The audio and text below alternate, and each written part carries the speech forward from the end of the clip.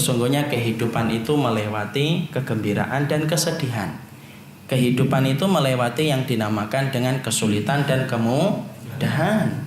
Maka yang kita pikirkan itu bukan ketika gembira, karena gembira itu lebih mudah. Tetapi yang kita pikirkan itu bagaimana kita kalau melewati kesedihan, dan bagaimana ketika kita melewati kesulitan. Kadang-kadang kita mendapatkan kemudahan, tapi pasti kita akan mendapatkan kesulitan.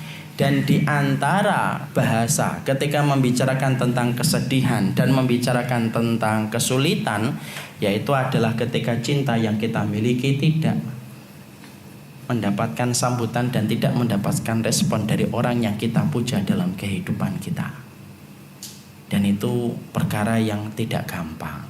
Dan kita harus mengetahui bagaimana ketika kita mendapatkan satu musibah.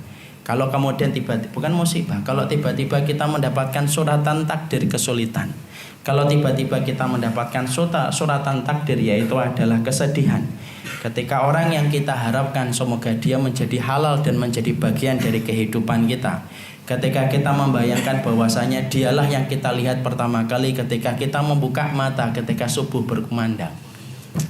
Indah betul ya, Insya Allah. Saya juga baru kepikiran di sini doang.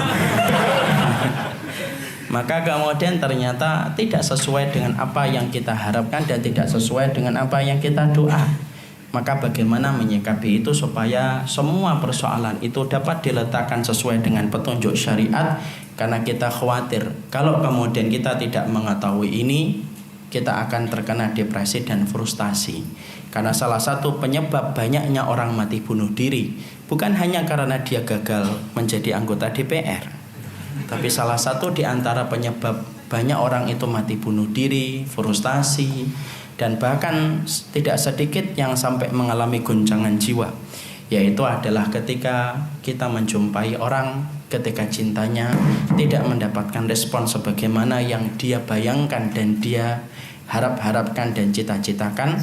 Maka kalau dia tidak paham petunjuknya, maka akhirnya yang terjadi adalah frustasi dan depresi.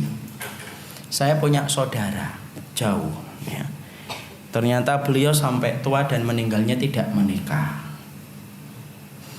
Saya ketika menjumpai orang tidak menikah, yang saya pikirkan bukan masalah biologisnya, tapi yang saya pikirkan cuma sederhana.